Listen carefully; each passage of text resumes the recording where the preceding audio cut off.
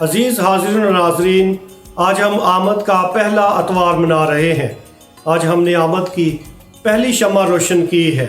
مقدس Francis of اسیسی نے کہا کہ دنیا کا سارا اندھیرا ایک شمع کی روشنی کو کبھی بھی بجھا نہیں سکتا۔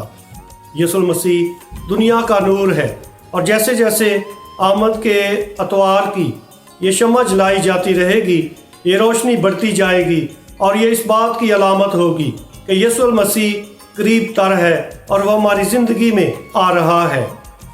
ان دنوں میں خدا کا کلام ہماری مدد اور رہنمائی کرتا ہے تاکہ ہم خدا یسوع مسیح کی آمد کے لیے اپنے آپ کو ہمیشہ تیار رکھیں۔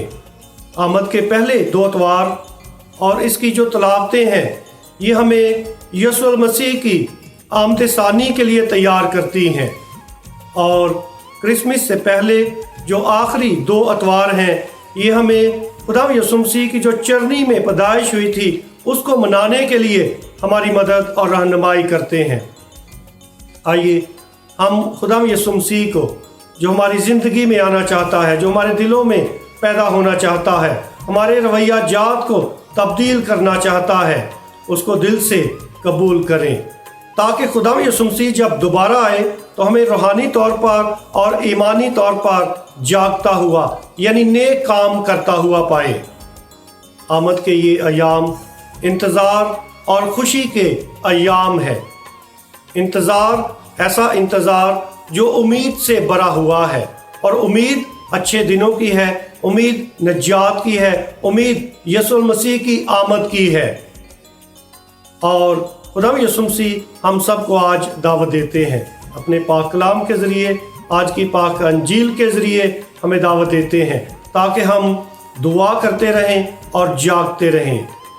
آئیے اپنے نیک کاموں کے ذریعے روحانی طور پر بیدار رہیں، کیونکہ خدا کا کلام ہمیں روحانی طور پر بیدار ہونے کی دعوت دیتا ہے، تاکہ ہم ان ایام میں، جن کو ہم آمد کا پاک موسم کہتے ہیں، آمد کے ایام کہتے ہیں، ان ایام میں ہم زیادہ سے زیادہ گرجا گھر میں جا کر پاک ماس میں شمولیت اختیار کریں، یسوع المسیح کے پاک بدن اور خون کو حاصل کرنے والے بنیں۔ پاک کلام جو پڑھا اور سنا جاتا ہے، یہ ہماری مدد اور رہنمائی کرنا چاہتا ہے تاکہ ہم گناہ آلودہ زندگی کو ترک کر کے یسوع المسیح کے نور میں چلنے کے قابل ہوں۔ خدا ہمیں ایسا کرنے کی توفیق دے، آمین۔